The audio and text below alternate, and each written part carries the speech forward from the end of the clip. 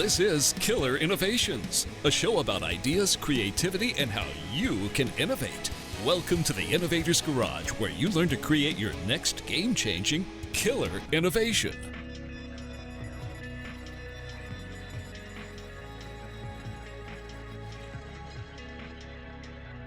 Welcome to Killer Innovations. How are you doing this week? We are back here in the studio for yet another show of Killer Innovations.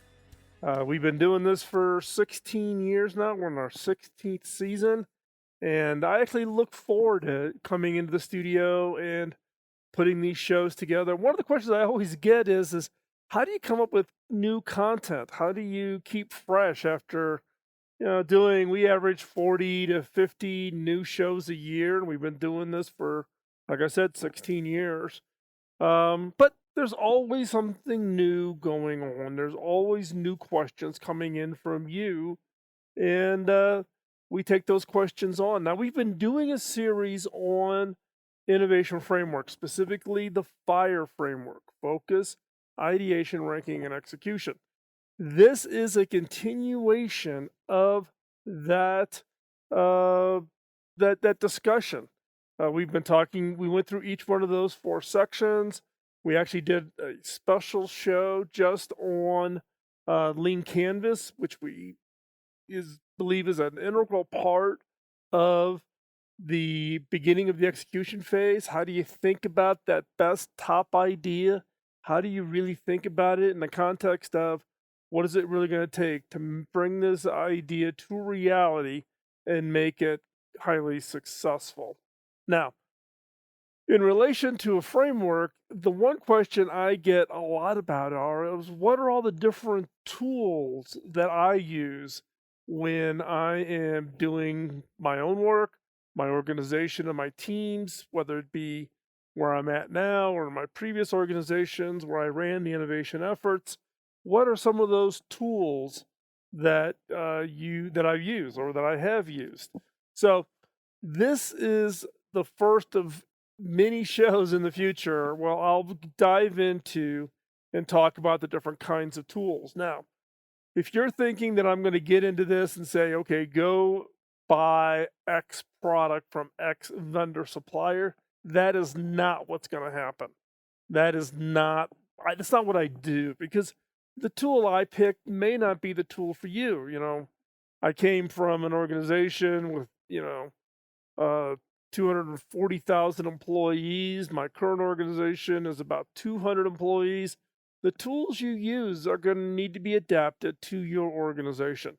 So rather than talking specifically about as a vendor or supplier of tools, I'm going to describe what I think are some of the capabilities you need to have in order to, just to bring this to fruition. How do you bring the FIRE framework and make it really usable within your organization? So today, we're going to talk about an underlying system, an underlying fundamental technology that will enable your FIRE framework. And so from that standpoint, it becomes the foundational piece. So the tool that I'm going to talk about is IMS, or your idea management system. Your idea management system becomes really that foundational piece. It supports everything from the beginning, thinking about the focus, to the ideation, all the ideas you generate, to ranking them, voting, and all of that, to managing your funnel for the execution phase. So the IMS is absolutely important. And we always use the slang term of IMS. It's really idea management system. Some people will refer to it as an innovation management system. Now, I deployed my first IMS in 2008. So I've 12 years, and I think in 2008, I had to be one of the first. This was when I was the CTO at HB. We chose a particular platform, which kind of had a little bit of a kernel, but they weren't even called IMS back then, right? You just found somebody that had kind of a workflow tracking system, and you got them to kind of modify it to work in the innovation space. That's what it was like back in 2008. Now, since then, in fact, some of the vendors we worked with have gone on to be quite successful and now have fairly mature platforms. Now, every IMS system has kind of its own little quirks, its own little assumptions built into as part of its basic platform. Um, but the good thing about now the IMS becoming much more mature is the fact that there's more competition, which keeps them honest. They have to continuously work on enhancing and improving their IMS platforms. So, with my 12 years of experience, what I'm going to share with you today are the 7 must have features in your IMS. So, if you're building an IMS, or you've procured an IMS, or you're integrating your IMS with other systems you have within your organization, these are the 7 must have features in your IMS. Okay, now let's get started. The first feature that you absolutely must have, and I put it number 1 because some people would think this is kind of fundamental to an IMS platform, but you would be surprised at how many IMS systems do not get this right. And that is the ease of idea capture. Right? You've got you're doing a brainstorming session, you've got hundreds of post-it notes scattered out all over the place. How do you get all of that captured and put into your IMS? Because the purpose of your IMS is to manage that funnel. You've done a lot of work, you've brought together your best and brightest people. How do you get those ideas into your IMS? Now, some IMS platforms will choose or force you to have to use their web interface. You've got to type the idea into their interface. That's the only way they take it. They just assume that they're operating it as a digital island. Everything must happen within the IMS platform. I'm not a big fan of that. I think you need to reduce the friction as much as possible to get everybody's willingness to submit ideas. And so, that can be, something as simple as allowing people to send an email to a very specific email address that then the IMS captures that email, creates a new idea with the content and the information contained in an email. Pretty easy. That's a nice way if you've got a field sales organization and they're out, meeting with a customer and a customer comes up with a really crazy idea. Boom. All they have to do is send an email. They have to log into another system. They don't have to load another mobile app. They don't have to do single sign-on to get authenticated to get into the system to put an idea in. They can just simply, send off an email, and off you go. You may have other tools. You may have other platforms you're using, generating ideas. There's a lot of ideation platforms out there. You'd want to be able to take those ideas and import them, get them in. The key is literally every sticky note that gets generated in a brainstorming session should find its way into your IMS platform.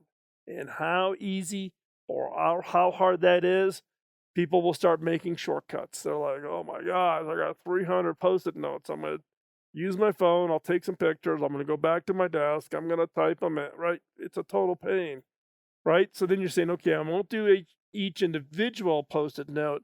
I'll just do the groups of post-it notes, or I'll just do the top 5 post-it notes.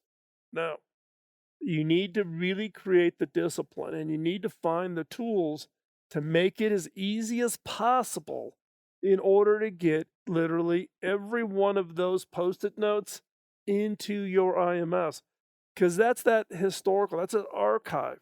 Also, with each of those post-it notes, you should be able to track who wrote that post-it note, because that being the originator of that idea, and we'll talk later in today's show about why that is important. It's also in an organization, it triggers all kinds of legal issues. So you want to be able to track who came up with that idea. So you got to find a way. So ease of getting those ideas in, that idea capture process becomes absolutely critical if you're out there selecting and evaluating an IMS platform. You want to have as much flexibility as possible to have where ideas can come in from your website, from an email system, from a web page that you create around a specific collection or request for ideas that you're trying to get in. However that is, you need to make it as easy and as low friction as possible. Otherwise, that's that first speed bump you and your organization are going to hit and really leveraging a value of an idea management system. So, this is just one of the 7. Don't go anywhere. We'll be right back to go through the rest of the 6.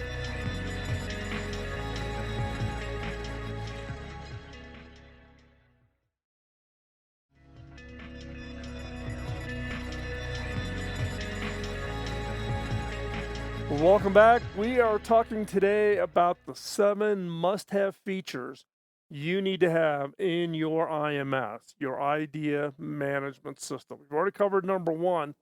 Next one on the list is around the support for your community of innovators. Early on, I didn't really appreciate this capability, which actually becomes really, really critical for the idea management platforms, and that is it really starts to aggregate up this community. It brings all of your innovators together. It becomes a common system. It's where they're putting in their own ideas.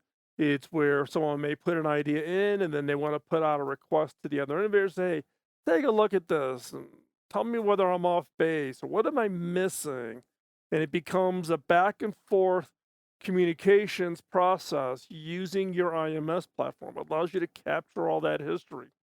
So the ability to really create this community of innovators. Now, I think a lot of the IMS platforms that are out there do a pretty good job of people commenting about ideas, but they don't really grasp this concept of community, right? Of how do you bring people together? How do you aggregate up maybe a subset around a particular opportunity or area? Or how do you incentivize people to engage in this community? In many cases, people take it as a passive kind of process. They take it as I'm just going to participate and I'm not going to, I'm going to observe but not engage, right? But you really want a community where people are going to engage in this. Uh, so if you're looking out there at an IMS platform, you really want to think about this community.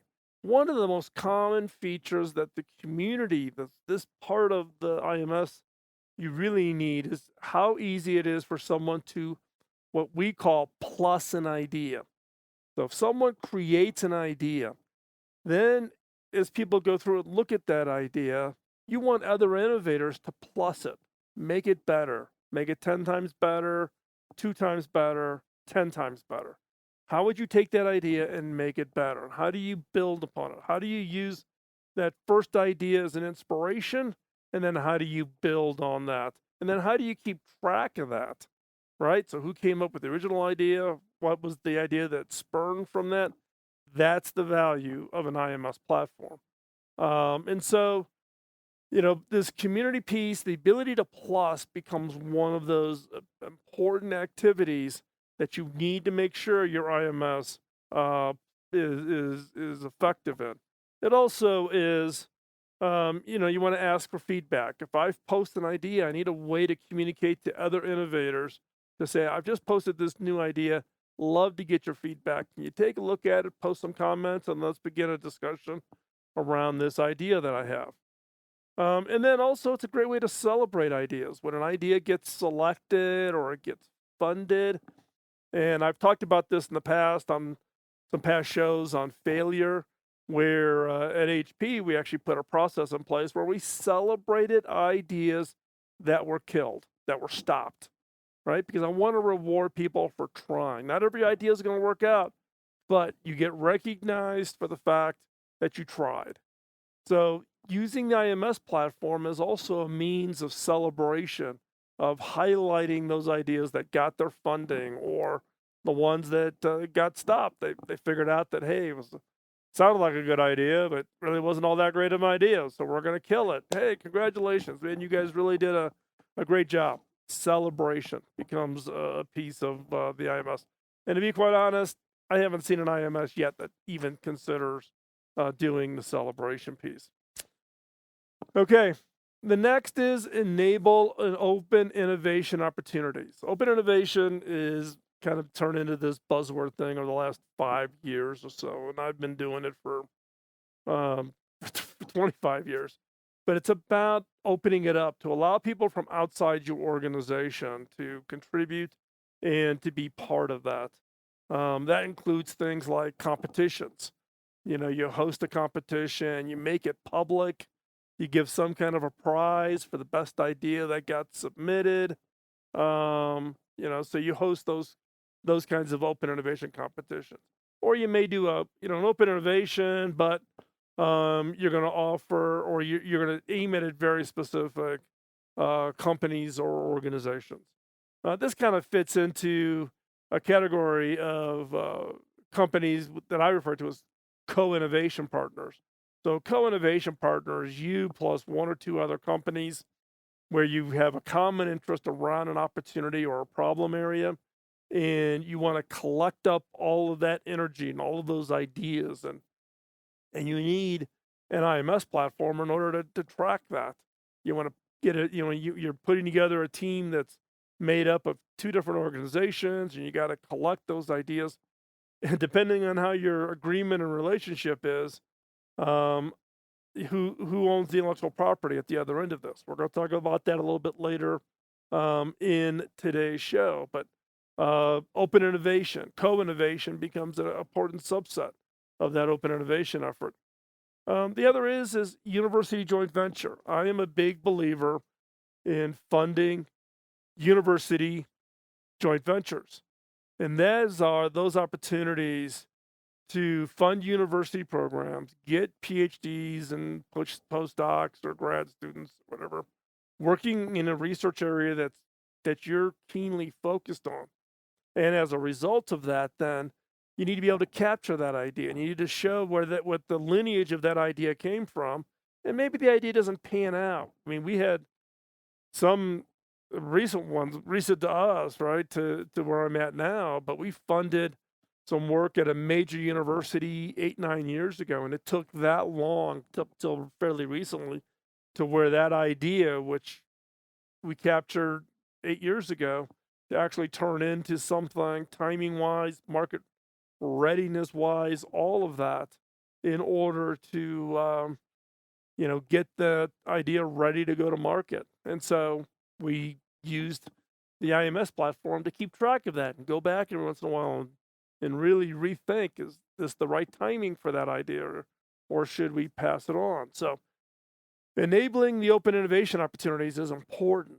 And one way to do that within your IMS platform is to have the ability to allow other people to have an easy way to get their ideas submitted, to have an easy way to scan through ideas around the specific project or opportunity or problem statement so they can collectively participate and see and vote and do all the things that we talked about in the framework with ideation and ranking. So again, open innovation. If you're not doing open innovation, one, you should be. Two, your IMS platform needs to enable those open innovation opportunities in whatever form, shape, size that they come in to get as many and broad ideas as possible. So don't go anywhere. We'll be right back to our conversation on the 7 must-have features.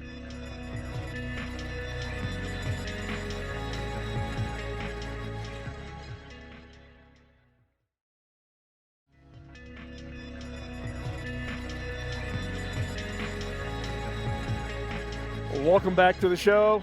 We are having our discussion today around what are those 7 must-have features for your IMS system, your idea management system. So what are those 7 features?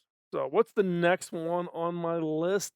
The next one on my list is one that I call the flexible and powerful workflow.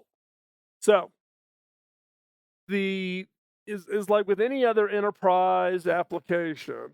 In many cases, those enterprise applications are designed with a certain philosophy in mind, with a certain perspective. And they don't, it's not intentional, but they inherently create a step or a series of workflows, the workflows that enable the feature set within that particular IMS platform. The reality is what you want is you want an IMS system that adapts to you, not you adapting to your IMS platform.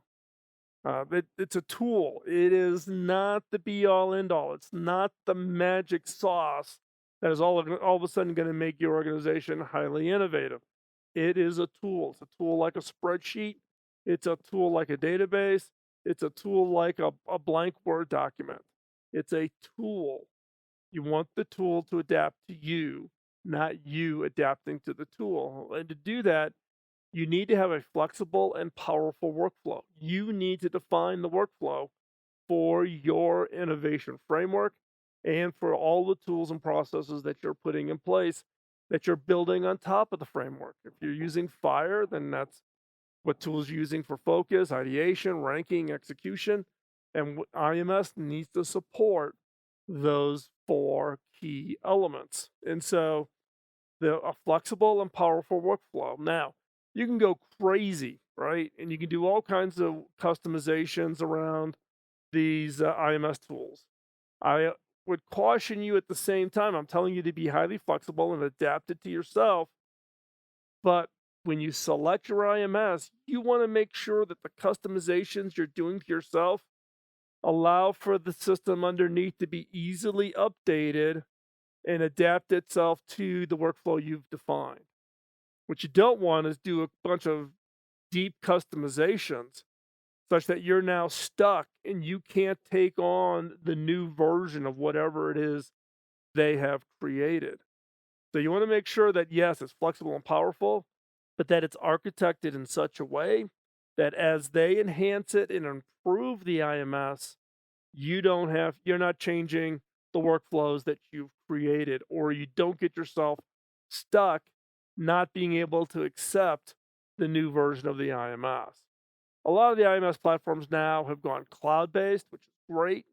But in some cases, can be somewhat limited as to the customizations you can make, right? But I think that there is still a lot of that flexibility. You got to think about what is it you need, and what is the tool that allows you to do what it is you need to do. But do not overlook the ability to customize the workflow.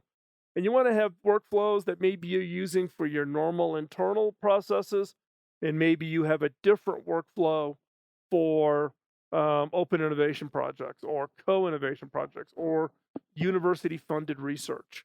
So make sure that whatever IMS platform you choose has that a really, really strong and flexible workflow. The next must-have feature is it must manage the entire idea lifecycle. Ideas go through a life cycle. Once an idea gets started, many people, different parts of the organization are going to touch that idea. That idea may get funded, and it may go off and become being done by a whole team. It may get stopped. Maybe the idea never got funded, but it got put into the IMS system, and it may get resurrected at some point in the future. Keep in mind that the crux of your idea lifecycle really is driven by the ideation, ranking, and then the early stages of execution. And particularly with ideation and ranking, that's a continuous repeat. You may rank an idea and you say it didn't quite make the bar, it didn't get funded. We put it into the IMS. You need the ability in the idea life cycles to go back to the idea and say, you know something, let's re-rank this idea. We've had better improvements of microprocessor technology, software, higher speed networks, better camera, whatever it is that could change the ranking of an idea and pop that ranking up, and all of a sudden now it becomes a really key idea for some activity that you've got within your organization or on your team. So, the idea life cycle, an idea never is like dead. You may not move it forward with execution, but an idea lives in the IMS, and you want to be able to go back through and do things like postmortems. Go back and look at all the ideas that got funded, what percentage actually shipped, how many of them died, and what could you learn from the process of which ideas got selected, which ideas were successful, which ideas timing wasn't right. Maybe you learned something about timing.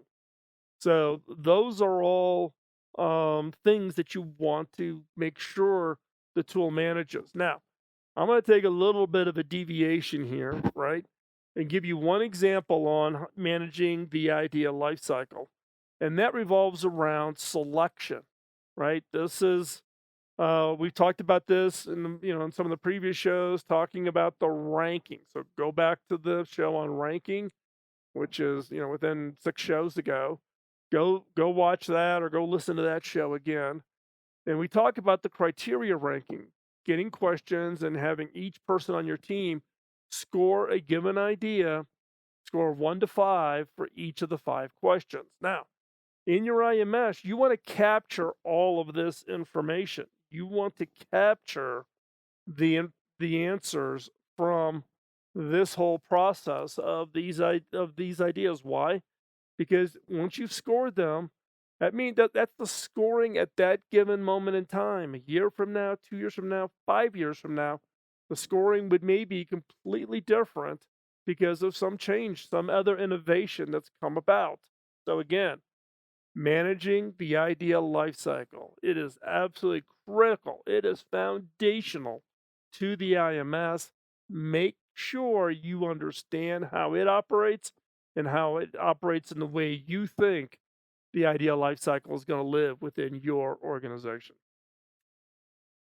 The next key feature is protection. How do you protect the catalog of ideas? Now, you could take this, could be just basic security and encryption and those kinds of things. Yes, make sure your CIO and your chief security officer takes a look at it, because this is an enterprise application that you want to make sure is protecting your ideas. But I'm also talking about in the broader context of protecting the catalog of ideas. What is your process for patenting? How do you select which ideas do get patented?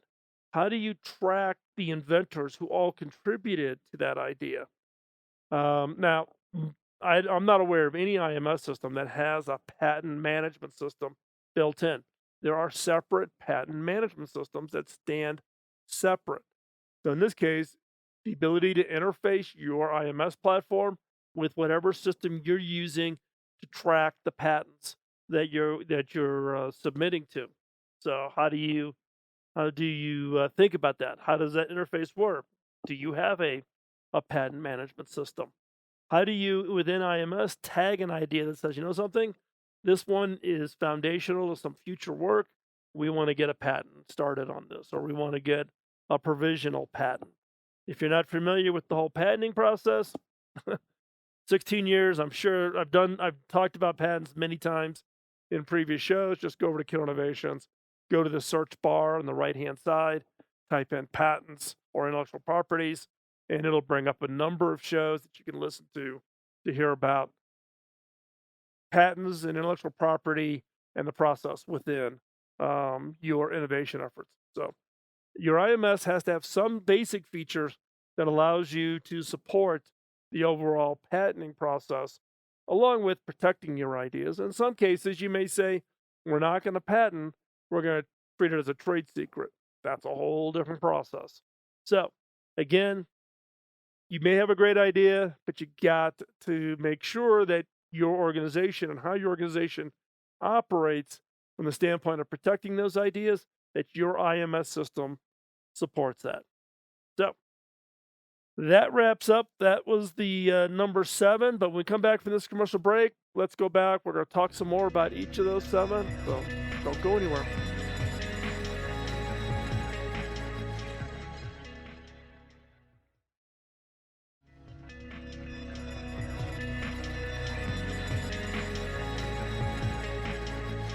welcome back to Killer Innovations. Actually, I told a fib as we were wrapping up the last segment. I said we had done all 7. We actually have not. There's one that most IMS and most people procuring IMSs do not think about. So, what is actually the 7th must-have feature? And that is incentives and recognition. People don't participate in innovation efforts just out of the goodness in the heart, right? We always ask each other, we ask ourselves, why would I contribute? Why would I spend the time? What's in it for me? And that applies to the innovation effort. It applies to everything, right? But when it comes to the innovation efforts, your IMS platform can actually be very beneficial to incentives and recognition. Incentives. So, some organizations that I've been a part of, we pay for patents. If you submit an idea that actually then gets selected, you get paid so much, for instance, on the legal department saying, yes, we should patent this. Boom, you get a spiff of some kind, some money or whatever. And then when the patent is actually filed, because there's a lot of work you have to do between having a little post-it note with an idea to getting something written up that is appropriate for a patent office. Another spiff. Patent gets awarded. Another spiff. Right? So those are all incentives. You can use your IMS system to track that, right? To know where the patents or what are their incentives. Other incentives is everybody has to submit 10 ideas every year, right? Part of individual objectives. Did everybody do it? Who did more? Who did less? You can track that. The other is recognition.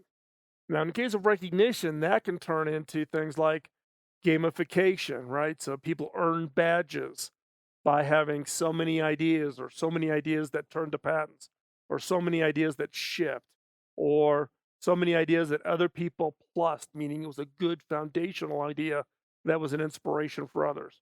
All kinds of recognition. So when you're looking at your IMS, think about it in the context of your incentives and recognition that you want to build in to encourage your organization, your team, to really get energized and engaged, and and get something back for the effort of submitting ideas into the system. And incentives and recognition is also a great way to, when you're first launching a tool like an IMS, if you don't already have one, if you're just deploying your first one, it's one way to get people to kind of step up and really get engaged and to really take advantage of it.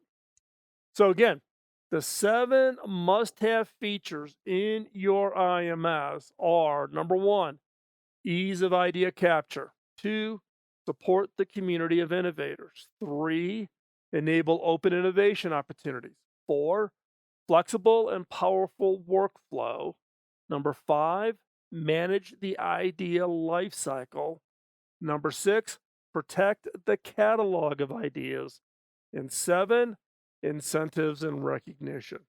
These are the 7 must-have features based on my dozen years of deploying IMS platforms across multiple organizations, and more recently helping chief innovation officers or CEOs think about what do they want out of an IMS platform as they're going through their RFP and selection process. So, and if you are interested in taking advantage or getting help on selection of your IMS platforms, you can also check out working with the Innovators Network.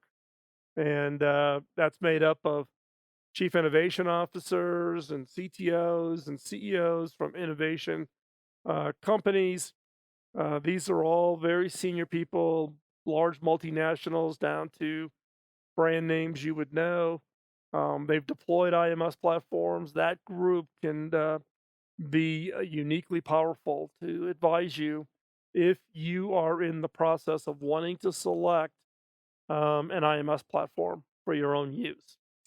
Now, the IMS platform is, again, it's a tool that supports the overall framework.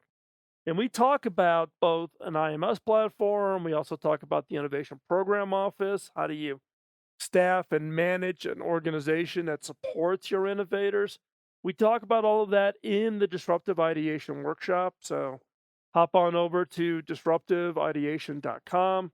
And we do those workshops again live or virtual, and it's done by the Innovators Network. And that is a great team of individuals who have great experiences. Again, have all been innovation leaders in a variety of different organizations and a variety of different industries. That's an organization that has been there, done that kind of experience, not professional consultants who read something. These are people who actually live it. And that's who you can learn from with the Disruptive Ideation Workshop for your organization, for your team. With that, let's wrap up today's show. Greatly appreciate you taking the time out of your busy schedule to listen or watch. We're on YouTube, so you can catch it over on the YouTube channel. But if you're listening to it on the podcast, greatly appreciate you taking the time to listen. Drop me a note over at phil@killerinnovations.com if you have any questions or anything that you're dealing with within your organization or your team, or something that you think would be a question that would be beneficial to the entire audience. And you never know, we might do an entire show on your question. Check out the blog over at philmckinney.com. I do writing about leadership and culture and those types of things over there. If you want to get connected, text the word innovation to 44222 or send an email to innovation@killerinnovations.com. That will get us connected. You will get the weekly newsletter, which gives you the 3 most important new content on innovation that we think you should be checking out. So you want to subscribe to that, not miss anything, and keep up on what's the latest and greatest in the world of innovation. So with that, I'm going to thank you again for taking the time. Don't go anywhere. We'll be back next week here at Killer Innovations. Have a great week and go create a game-changing idea. Bye-bye.